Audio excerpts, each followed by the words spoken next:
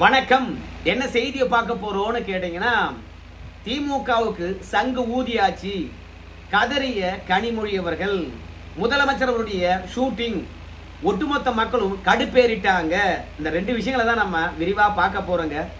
ஏன்னா அனுதினமும் திமுக falls நெரேட்டிவை set பண்ணிக்கிட்டே இருக்கிறாங்க. அந்த நெரேட்டிவை நாம தொடர்ந்து உடைக்க வேண்டியதா இருக்குது.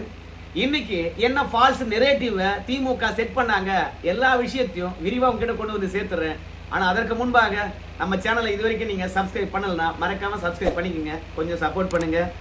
முதல்ல கனிமொழி கருணாநிதி அப்படின்னு திமுகவில் துணை பொதுச்செயலாளராக இருக்கிறாங்க. அவங்களுக்கு திமுகவில் என்ன முக்கியத்துவம் கொடுக்குறாங்கன்னு நமக்கு தெரியல. நம்முடைய உதயநிதி ஸ்டாலினுக்கு கொடுக்குற மாதிரியான முக்கியத்துவம் கொடுக்குறாங்களா? நேரடி அரசியல் இல்லை என்றாலும் கூட நம்முடைய சபரீசன் அவர்களுக்கு தருகின்ற முக்கியத்துவம் கனிமொழி அவர்களுக்கு இருக்கிறதா?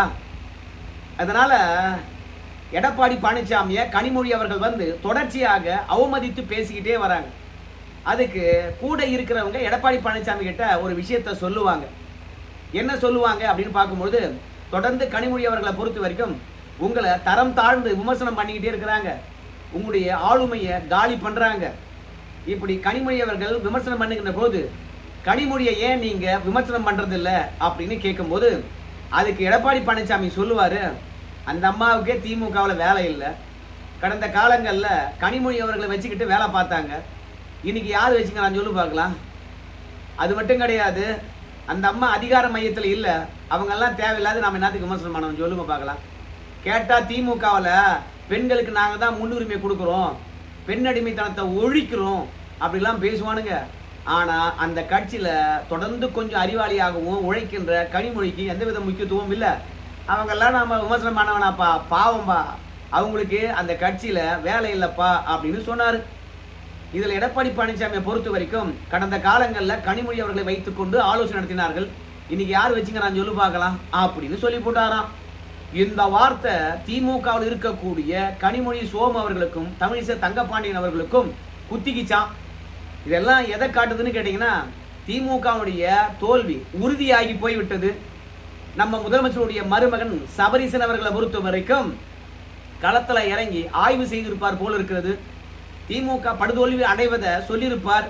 அதனால ஏதாவது ஒரு ஃபால்ஸ் நெரேட்டிவை அனுதினமும் செட் பண்ணுங்க, அப்பதான் திமுக தேரும். இல்லை என்றால் அவ்வளவுதான், சோழி முடிஞ்சது.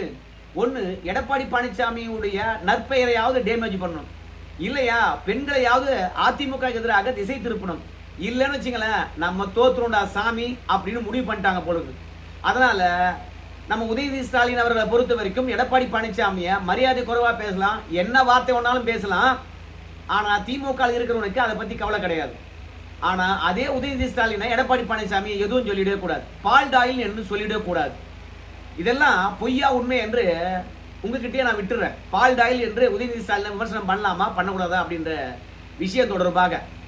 இரண்டாவது, நம்ம முதலமைச்சர் ஐயா பற்றி எடப்பாடி பழனிசாமி ஒரு வார்த்தை சொல்லிவிட்டார். கொரோனா காலம் என்பது ரொம்ப கடுமையான காலம். அந்த சோதனை காலத்தில் கூட நான் 32 மாவட்டங்களுக்கு ஆய்வுக்கு போனேன். நம்ம முதலமைச்சரை பொறுத்த வரைக்கும் கொரோனா 2 அலையின் போது நானும் ஆய்வு கூட்டத்துக்கு போறேன் அப்படின்னு சொல்லிட்டு போயிருந்தாருன்னா ஒரே அடியா போய் சேர்ந்திருப்பாரு.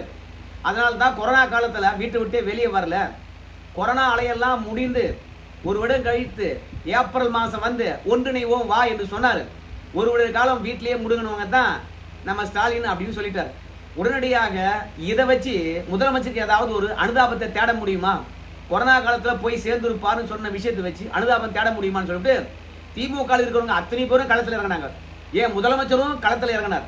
RS பாரதியை பிரத்யேகமாக இந்த கொரோனா விஷயம் பேசுறதுக்காகவே பேட்டி கொடுக்க சொன்னாங்க. ஆனால் எதுவுமே மக்கள் மத்தியில் எடுபடவே இல்லை. ஏன்னா களத்தில் அவ்வளவு அக்கிரமம் பண்ணி வச்சிருக்கிறாங்க திமுக காரங்க. அதனால எடப்பாடி மீது என்ன அவதூறு பரப்பினாலும் சரி, திமுகவுக்கு நல்ல பேர் கிடைக்கிற மாதிரி தெரியல. தினந்தோறும் எடப்பாடி மீது ஏதாவது ஒரு புகார், ஏதாவது ஒரு பழி போடணும். நான் இன்னைக்கு கனிமொழி கருணாநிதி அவர்களே அவமதித்து விட்டாரு, பெண்களுக்கு அதிமுகவில் அவ்வளவுதாண்டா மதிப்பு மரியாதை அப்படின்னு சொல்லிட்டு கனிமொழி சோமு அவர்களும் தமிழிசை தங்கப்பாண்டியன் அவர்களும் எடப்பாடி பழனிசாமி ஒரு எதிர்கட்சி தலைவராக இருக்கின்றார், ஒரு கட்சியுடைய பொதுச் செயலாளர் இருக்கின்றார், தரம் தாழ்ந்து கண்ணிய குறைவாக இப்படி பேசலாமா? கனிமொழி கருணாநிதி ஒரு பெண் அல்லவா? ஜெயலலிதா இருந்தாங்கன்னா அதிமுக இருக்கிறவங்க இப்படி பெண்களை தரைக்குறைவா பேச முடியுமா? CV சண்முகம் அவர்கள் நயன்தாரா பற்றி என்ன பேசினாரு? திண்டுக்கல் சீனிவாசன் அவர்கள் ஜாக்கெட்டு பற்றியும் புடவையை பற்றியும் அவர் பேசினார் தெரியுமா? இன்னும் அதிமுக இருக்கிறவங்க பாடி ஷேம் பண்ணாங்க தெரியுமா? ஒல்லி குண்டு என்று சொல்லிட்டு பாடி ஷேம் பண்ணாங்க தெரியுமா? ஸோ இப்படி ஒட்டுமொத்தமாக அதிமுக இன்னைக்கு ஆபாச திமுகவா மாறி இருக்கிறது அப்படின்னு கனிமொழி சோமு அவர்களும் தமிழிசை தங்கப்பாண்டியன் அவர்களும் கதர்னாங்க. இதெல்லாம் எதனுடைய வெளிப்பாடு? திமுக மக்கள் செல்வாக்கை இழந்துகிட்டு வருது அப்படின்றது நல்லா தெரியுது. இல்லை என்றால் அனுதினமும் காலையில உட்காந்துக்கிட்டு மக்களால் விரும்பாத இவங்க பேசும்போது வெறுப்படையக்கூடிய விஷயங்களை எடுத்தே பேசுறாங்க. அதாவது திமுக ஆட்சியில் 2 வயது குழந்தைக்கு கூட பாதுகாப்பு இல்லை, 70 வயது மூதாட்டிக்கு கூட பாதுகாப்பு இல்லை, 80 வயது கணவனை வெட்டி கொன்று விட்டு 70 வயது மூதாட்டியை கற்பழித்த விஷயம் தமிழ்நாட்டில் தான் நடந்திருக்கிறது. திமுக காரனே 2 வயது குழந்தையை கற்பழிச்சிருக்கின்றார். ஸோ இவங்க எவ்வளவுதான் கதறினாலும் சரி மக்கள் மத்தியில் எடுப்படுற மாதிரி தெரியல. பெண்களுக்கு இந்த ஆட்சியில் பாதுகாப்பே கிடையாது. அண்ணாமலை கூட நேற்று ஒரு புள்ளி விவரத்தை வெளியிட்டாரு. 38,000 சிறுமிகளுக்கு பாலியல் வன்புணர்வு இந்த 5 ஆண்டு காலத்தில் நடந்தது. 8,000 பெண்கள் பார்த்தீங்கன்னா பாலியல் வன்புணர்வுக்கு ஆளாக்கப்பட்டு துன்புறுத்தப்பட்டு இறந்திருக்கிறார். இப்படி பல ஆயிரம் பேர் இந்த ஆட்சியில் பாலியல் வன்புணர்வுக்காகவே பாதிக்கப்பட்டிருக்கின்ற பொழுது திடீர்னு எடப்பாடி பழனிசாமி பெண்களை அவமதித்து விட்டார் அப்படின்னு சொன்னா யாரு நம்புவான்? இதெல்லாம் தோல்வியை மறைப்பதற்கான ஒரு வழி அன்றி வேற ஒன்றும் கிடையாது. இதே தமிழிசை தங்கப்பாண்டியனும் கனிமொழி அவர்களும் பொதுக்கூட்டம் பொதுக்கூட்டம் மேடையில் பேசியிருக்காங்க. கீழே போலீஸ்காரர் இருக்காங்க. அந்த போலீஸ்கார் பார்த்தீங்கன்னா ஒரு பெண்மணி, அவங்க இடுப்பை திமுக காரன் 2 பேரும் கிள்றான். இல்லை இந்த சைதை சாதிக்குன்னு ஒருத்தர் இருக்கிறான், அவன் குஷ்பு பற்றி நமிதா பற்றி மற்றும் நக்மா பற்றியெல்லாம் எவ்வளோ தரக்குழுவா பேசினான். சிவாஜி கிருஷ்ணமூர்த்தி, இந்த சிவாஜி கிருஷ்ணமூர்த்தியை பற்றி நம்ம சொல்லாமல் இருக்க முடியுமா? ஏன்னா தரக்குறைவாக பேசியும் அவமதித்து பேசியும் திமுக பேர் போனவங்கெல்லாம் பல ஆண்டு காலம் இந்த அரசியல் காலத்தை கோல் வச்சிருக்காங்க. அந்த மரபு திமுக கிட்ட என்னைக்கும் ஊறி கிடக்கிறது. நம்முடைய உதயநிதி ஸ்டாலினுக்காக முட்டு கொடுக்கக்கூடிய இத்தனை பேரும் அந்த உதயநிதி ஸ்டாலின் சசிகலா பற்றி என்ன சொன்னாங்க, எடப்பாடி பற்றி என்ன சொன்னாங்க, அதை பற்றி பேச மாட்டீங்க. நம்ம முதலமைச்சர் ஐயா அவர்கள் பெண்கள் குழுமி இருக்கின்றார்கள், பெண்களை பார்த்துக்கிட்டே இருக்கலாம் போல இருக்குது சொன்னாரா இல்லைங்களா? 2வது ஒரே கல்லில் பல மாங்காய் அடிக்கக்கூடிய ஒரு செந்தில் பாலாஜின்னு சொல்லிவிட்டு மாங்கானா நீங்க எதுவும் தப்பா நினைச்சுக்காதீங்க, நான் அந்த மாங்காவை சொல்ல, நான் நிஜ மாங்காவை தான் சொன்னேன் அப்படின்னு பெண்கள் கூடியிருக்கின்ற இடத்துல நம்ம முதலமைச்சர் சொன்னாரா இல்லையா?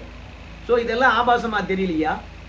அதோட திண்டுக்கல் லியோனி மாட்டையும் ஜெர்சி மாட்டையும் பெண்களை பற்றியும் பேசினாரே இல்லையா? எங்க போயிருந்தீங்க? திமுகவில் ஆபாசமா பேசுறதுக்கென்றே ஒரு குழு இருக்குது. ஆனா எடப்பாடி பழனிசாமி பெண்களை ஆபாசமா பேசிட்டார். இதெல்லாம் எதை காட்டுது? மீண்டும் சொல்றேன், திமுகவுக்கு சங்கு ஊதிட்டாங்க. நாமளும் பல இடங்கள்ல போறோம், தேர்தல் கருத்து கணிப்பு வருது. அது மட்டும் இல்ல, தேர்தல் நடத்தை விதிமுறையெல்லாம் மீறி கூட திமுக ஜெயிக்கும் சொல்லிட்டு கருத்து கணிப்பு வெளியிட்டு இருக்காங்க இந்த ஊடகம். இதெல்லாம் ஃபால்ஸ் நெரேட்டிவ்.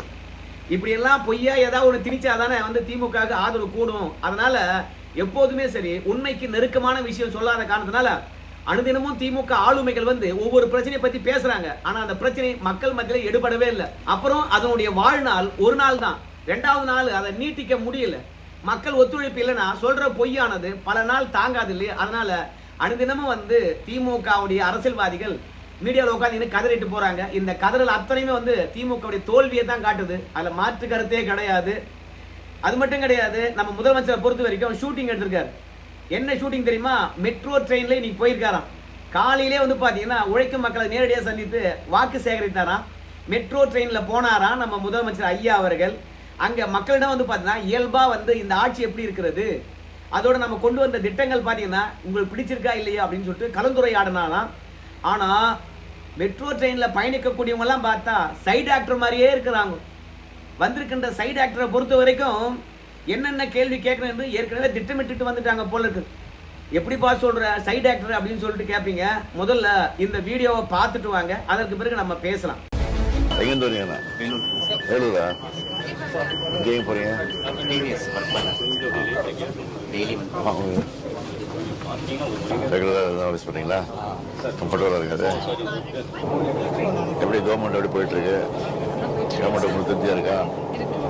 நம்ம முதலமைச்சர் பக்கத்துல ஒரு ஆள் உட்கார்ந்துட்டு இருப்பாரு. அவர்கிட்ட நம்ம முதலமைச்சர் என்ன கேட்பாரு, எங்க போறீங்கன்னு கேட்பாரு. போற இடத்த ஒருத்தர் சொல்லுவார். பேசிட்டு இருக்கின்ற போது ஒருத்தர் அங்கிருந்து வருவார். நம்ம முதலமைச்சருக்கு இடது புறத்தில் பார்த்தீங்கன்னா பசங்க வரிசையாக உட்காந்துருப்பானுங்க. இயல்பாகவே நம்ம முதலமைச்சர் மக்களிடையே நம்முடைய மெட்ரோ ட்ரெயினாக இருக்கலாம், நம்ம கொண்டு வந்த திட்டமாக இருக்கலாம், இல்லை மெட்ரோ ட்ரெயினுடைய பயன்பாட்டினுடைய விவரமாக இருக்கலாம். ஏன் நம்ம ஸ்டாலின் ஐயாவுடன் ஸ்கூல் பசங்கள காலேஜ் பசங்க பக்கத்தில் உட்காந்துருக்காங்களே அவங்ககிட்டே கேட்கலாம் இல்லையா? அந்த பசங்களை நகர்த்தி உட்கார வைத்து விட்டு புதுசாக சைடு ஆக்டரை உள்ளே போய் ஸ்டாலின் ஐயா பக்கத்தில் உட்கார வச்சு அதுக்கப்புறம் மெட்ரோ ட்ரெயின் பற்றியும் அது மட்டும் கிடையாது பல திட்டங்களை பற்றியும் நம்ம முதலமைச்சர் கேட்டு தெரிஞ்சுக்கிறாராம். ஆட்சியெல்லாம் எப்படி இருக்குது, என்னென்ன திட்டத்தில் நீங்கள் பயனடைஞ்சிங்க, மெட்ரோ ட்ரெயின் ஆனது எவ்வளோ பயனுள்ளதாக இருக்குதுன்னு அவர் தெரிஞ்சுக்கிறாங்களாம். இயல்பாக போனாராம். அங்கே குவிந்திருந்தவங்க அத்தனை பேரும் வந்து இயல்பாக வந்த, அதாவது மெட்ரோ ட்ரெயினில் போன என்பதுக்காக இயல்பாக வந்த மக்களாம். யாராவது நம்ப முடியுமா? இது மொத்தமாக ஷூட்டிங் தான் அப்படின்றதுக்கு இந்த வீடியோவை பாருங்கள்.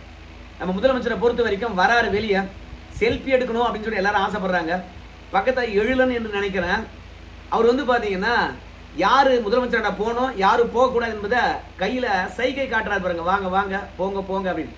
ஸோ மொத்தத்தில் யாரை இப்போ முதலமைச்சருக்கு பக்கத்தில் அனுப்பணும், எந்த நடிகர் போய் எந்த கேள்வி கேட்கணும், இல்லை எந்த நடிகர் செல்ஃபி எடுக்கணும், எல்லா விஷயத்தையும் அழகாக மெட்ரோ ட்ரெயினில் போயிட்டு பார்த்தீங்கன்னா படம் எடுத்திருக்காங்க. இப்படி ஒரு விளம்பரம் தேவையா? மெட்ரோ ட்ரெயின் ஆனது எத்தனை ஆண்டு காலம் ஆச்சு தொடங்கி? ஜெயலலிதா உயிரோடு இருக்கின்ற போது முதல் கட்ட மெட்ரோ ரயில் பயணத்தை தொடங்கி வச்சுட்டு ஜெயலலிதா அவர்கள் இறந்து போயிட்டாங்க. அதான் அவங்க கலந்து கொண்ட கடைசி பொது நிகழ்வு. அன்னைக்கிலிருந்து இன்னைக்கு வரைக்கும் மெட்ரோ ரயில் நிர்வாகமானது புதுசா வழித்தடங்களை உருவாக்கிட்டு இருக்காங்க. எடப்பாடி ஆட்சி காலத்தில் வந்து 65,000 கோடி வந்து இரண்டாம் கட்ட மெட்ரோ பேஸுக்கான பணத்தையும் மத்திய அரசாங்கத்துக்கிட்ட வாங்கினாரு. இப்படி மெட்ரோ ட்ரெயினுக்காக முன்னெடுத்தவங்க ஏகப்பட்ட பேர். ஆனால் திமுகவுடைய விளம்பரங்கள் மக்களிடையே போய் சேரணும்.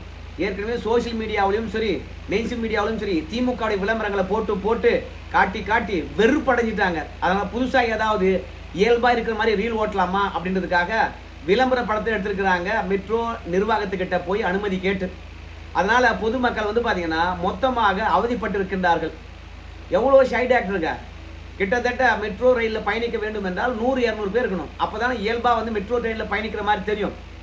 அந்த மாதிரி ஏகப்பட்ட பேரை வந்து பார்த்தீங்கன்னா மெட்ரோ நிர்வாகத்திடம் அனுமதி கேட்டு மெட்ரோ ரயில் ஸ்டேஷனில் போயிட்டு நிற்க வச்சு ஷூட்டிங் எடுத்திருக்காங்க. போகிறதுக்கும் வழி விடாமல் வரத்துக்கும் வழி விடாமல் பெரிய பிரச்சனை பண்ணிகிட்டே இருக்காங்க. கடுப்பேறி போயிருக்குது. மொத்தத்தில் ஷூட்டிங் எல்லாம் முடிச்சுட்டு வந்திருக்காங்க. பிறகு முதலமைச்சரை பொறுத்த வரைக்கும் தன்னுடைய சமூக வலைத்தளத்தில் ஏப்பா மெட்ரோ பயண திட்டம் என்பது மக்களுக்கு நல்லா பயனுள்ளதாக இருக்குது, இரண்டாம் கட்ட மெட்ரோ பயண திட்டத்தையும் விரைவாக முடிச்சு நாங்கள் தான் மீண்டும் ஆட்சிக்கு வர போகிறோம், தொடங்கி வைப்போம் பாருங்க. அப்படி தொடங்கி வைக்கின்ற பொழுது நிச்சயமாக இந்தியாவிலே வந்து தமிழகத்தில் தான் மிகப்பெரிய மெட்ரோ ப்ராஜெக்ட் இருக்கிறது உறுதியாக போகுது அப்படின்னு பதிவிட்டு இருக்கின்றார். நாம் என்ன சொல்கிறோம் கேட்டிங்கன்னா, உண்மையாகவே இயல்பாக நம்ம முதலமைச்சர் வந்து இந்த மாதிரி மக்களுடைய மெட்ரோ ரயில் நிர்வாகத்துடைய செயல்பாடுகள், மெட்ரோ ட்ரெயினுடைய பயன், அது மட்டும் இல்லை அந்த மெட்ரோ ரயில் சேவையினுடைய தரம், இவற்றை பற்றியெல்லாம் நீங்கள் தெரிந்து கொள்ள வேண்டும் என்றால் சர்வசாதாரணமாக வந்திருக்கலாம். ஆனால் சர்வசாதாரண மக்கள் அந்த ட்ரெயினில் போகின்ற போது எப்படி இருப்பாங்க, ஷூட்டிங்கு வர்றவங்க எப்படி இருப்பாங்கன்னு கொஞ்சம் கொஞ்சமாக நமக்கு தெரியாது. அதனால் திமுக என்றாலே வந்து ஒரு விளம்பர ஆட்சி தான். ஆனால் அதற்காக மக்களை காலையில் கொடுமைப்படுத்தலாமா? ஸோ இதன் மூலமாக எத்தனை வாக்குகள் வாங்கிடுவாங்க. மக்களுக்கு ஏதாவது நல்லது பண்ணி அதன் மூலமாக மக்களுடைய நன்மதிப்பை பெற்று அதன் மூலமாக வாக்கு பெற்றால் பரவாயில்ல. முழுக்க விளம்பரத்தையே நம்புகிறாங்க. ஏன் இப்படி டிசைனாக விளம்பரம் பண்ணுறாங்கன்னு தெரியுதா? மக்களிடையே திமுகவுடைய தேர்தல் யுக்திகள் எடுபடவே இல்லை. முதலமைச்சருடைய ஆளுமையானது காலியாகுது. தன்னுடைய சொந்த கட்சி நிற்கக்கூடிய வேட்பாளர்கிட்ட கேட்டு என்ன சின்னத்தில் நிற்கிறேன்னு சொல்லிட்டு அவர் அதுக்கு பிறகு வாக்கு சேகரிக்கின்றார். இதெல்லாம் முதல்வருடைய நினைவும் அதனுடைய திறனும் கேள்விக்குறியாகும். இப்படியெல்லாம் கேள்விக்குறியாகின்ற போது நம்ம முதல்வருடைய ஃபிட்னஸை வந்து மக்களிடையே கொண்டு போய் சேர்க்கணும். ரெண்டாவது, முதல்வரை பொறுத்த வரைக்கும் இயல்பாக பழகக்கூடியவர், ரொம்ப ஜாலியாக இருக்கக்கூடியவர், அணுக முடியாத தலைவர்லாம் இல்லை. நீங்கள் அவரை பார்க்கணுன்னு அவசியம் கிடையாது, அவர் உங்களை வந்து பார்ப்பார். இப்படி பல்வேறுபட்ட பொய் கதைகளை வந்து பார்த்தீங்கன்னா மக்களிடையே போய் சேர்க்கணும்.